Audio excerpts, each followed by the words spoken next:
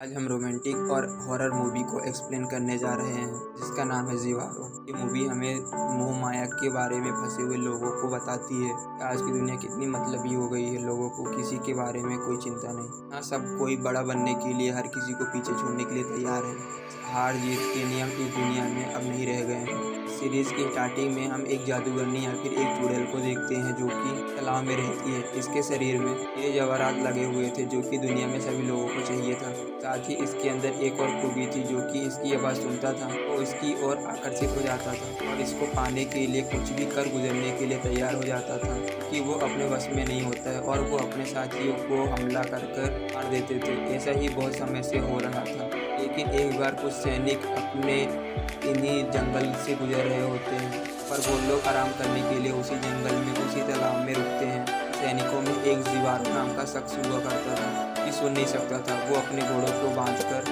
उसी तालाब में पानी पीने के लिए जाता है। उसे उस तालाब में चमकती हुई चीज़ मिलती है। फिर वो उठाता है और उसे पता चलता है कि वो तो सोना है। वो किसी को ना बताकर उस सोने को अपने पास रख लेता है और उसके साथियों को नहीं पता था कि यहाँ पे सायरन नाम की एक जादूगरनी है। उसके शरीर पर हीरे जवाहरात लगे हुए हैं। सायरन जीवारो और उनके साथियों के बारे में पानी के अंदर ही नज़र रख रही होती है। तभी पानी में हलचल होने लग जाती है। तभी जीवारो पीछे मुड़कर देखता है। जैसे ही वो पानी की तरफ देखता है तो उसे कोई भी दिखाई नहीं देता। तभी हम उन सैनिकों के साथ एक प्रीस्ट को देखते हैं कि यहाँ पर ब्लैक मैजिक करने के लिए आए हुए होते हैं। और इसी के समय पर सायरन जादूगरनी पानी के बाहर आती है और डांस करते हुए बहुत जोर से चिल्लाती है। उसकी आवाज़ सुनकर सभी सैनिक मोहित हो जाते हैं और सायरन इस तरीके की आवाज़ निकालती है कि मानो वो सभी लोगों को अपने पास में बुला रही हो। उसकी आवाज़ सुनकर सारे सैनिक पागल हो रहे थे और उसे पाने के लिए एक दूसरे को ही मार रहे थे कि वो अपने बस में बिल्कुल भी नहीं होते। आधे सैनिक आपस में ही लड़कर मारे जाते हैं। जो बचे हुए सैनिक थे वो सायरन के पास मोहित होकर जा रहे होते हैं और सायरन भी अपनी आवाज़ को निकालते हुए पीछे की ओर जाने लगती है। सैनिक उसकी तरफ बढ़ रहे होते हैं। काफ़ी सैनिक तो एक दूसरे से लड़कर मर जाते हैं पर जो सैनिक बचे हुए होते हैं पानी की ओर बढ़ रहे थे। और इसी बीच हम जीवारो को देखते हैं जो कि उसी तालाब में आराम कर रहा होता है और वो इन सब बातों से अनजान था कि उसके साथियों के साथ में क्या हो रहा है। और तभी उसके पीछे उसके साथी पानी की ओर बढ़ रहे होते हैं और उससे टकराते हुए आगे जा रहे थे। अपने बस में ना होने के कारण वो उस पानी के अंदर चले जाते हैं। उस पानी का गहराई का सामना न करते हुए आधे सैनिक डूब कर मर जाते हैं।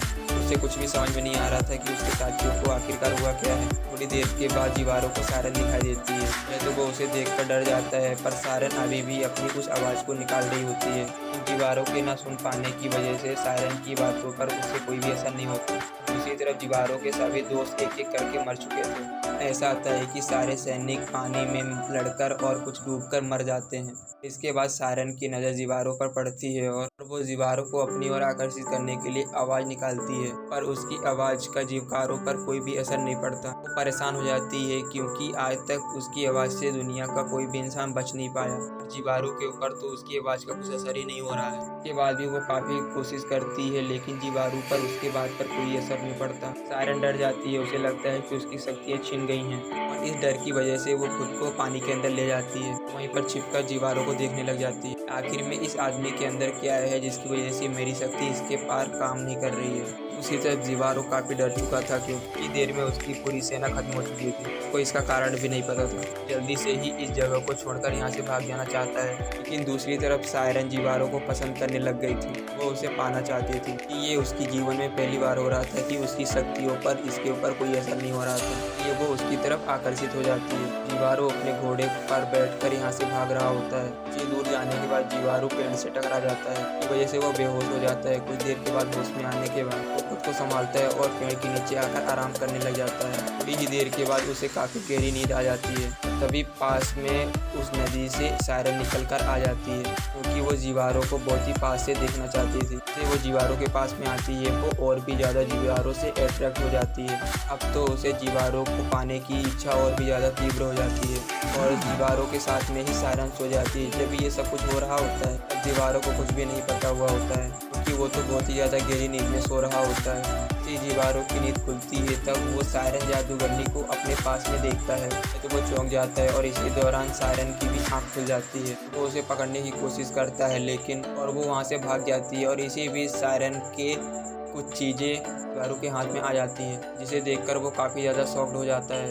वो समझ जाता है कि सारन के पूरे शरीर में हीरे जवाहरात लगे हुए हैं। अब जीवारो भी सारन को पाना चाहता है। अब देखा जाए तो ये दोनों ही एक दूसरे को पाना चाहते हैं, पर दोनों के मकसद अब अलग अलग हैं। जीवारो अब सारन के पीछे भाग रहा होता है, तो सारन उस नदी को पार करके झरने के पास आ जाती है। दोनों दूर से ही एक दूसरे को देख रहे होते हैं। तभी जीवारो अपनी तलवार को निकालकर उसी झरने के पास में रख देता है। बहुत प्यार से सारन को देखने लग जाता है। सारन को ऐसा लगता है कि अब जीवारो भी उससे प्यार करने लग गया है, इसलिए वो डांस करने लग जाती है और उसे आकर्षित करने की कोशिश करने लग जाती है। थोड़ी देर के बाद हम देखते हैं कि सारन जीवारो के पास में आ जाती है। जीवारो सारन को ऐसा दिखा रहा होता है कि उसे सारन में इंटरेस्ट है। हम देखते हैं कि प्यार करने के बहाने से वो उसकी बॉडी में लगे हुए हीरे जवाहरात को निकाल रहा होता है। सारन अब जीवारो के काफ़ी करीब आने की कोशिश कर रही थी, और इसी बीच जीवारन काफ़ी किस करने लग जाती है। किस करते ही जीवारो के लिप्स जख्मी हो जाते हैं कि सारन के लिप्स में हीरे जवाहरात लगे हुए थे। हीरे नुकीले होने की वजह से जीवारो काफ़ी ज़्यादा जख्मी हो गया था, लेकिन सारन अपने आप को कंट्रोल नहीं कर पा रही थी। उसके बाद जीवारो अपनी असली रूप में आ जाता है। सारन को कुछ मारकर बेहोश कर देता है और उसकी बॉडी के सारे हीरे जवाहरात को निकालकर एक जगह पर इकट्ठे कर देता है। ये हीरे जवाहरात उसके पूरी बॉडी में लगे हुए होते हैं, इसलिए वो निकालता है, तभी उसकी बॉडी से खून निकलने लग जाता है। जीवारो सभी सोने चांदी जवाहरात को लेकर वहाँ से निकल जाता है और उस नदी में सारन की बॉडी को बहा देता है। उस बॉडी की खून की वजह से उस नदी का पानी लाल हो जाता है। जीवारो अपने हीरे जवाहरात को उठाकर वहाँ से निकल जाता है कि जो उसे चाहिए था वो उसे मिल चुका था। जीवारो यहाँ से निकलने का रास्ता खोज रहा होता है, और उसी तरह सारन का शरीर भी बहते हुए पानी से उसके पुराने जगह पर आ जाता है। उसकी बॉडी पानी में नीचे चली जाती है। तभी हम देखते हैं कि उस पानी में भी खून बहुत तेजी से दौड़ रहा था। उसी तरह जीवारो उस जवाहरात को लेकर पैदल ही निकल रहा होता है। वो बिल्कुल भी सारन के बारे में सोचना नहीं चाहता था कि उसे जो चाहिए था वो मिल चुका था। लेकिन सामान भारी होने के कारण जीवारो काफ़ी थक जाता है और अब उसे प्यास लगने लग जाती है और वो पानी ढूंढने लग जाता है और वो पास की नली में पानी पीने जाता है। जब वो पानी पीने जाने लगता है तभी उसे खून दिखाई दे देता है। तभी सारन का ब्लड उसके हाथ में आ जाता है और वो बिना देखे ही पी जाता है।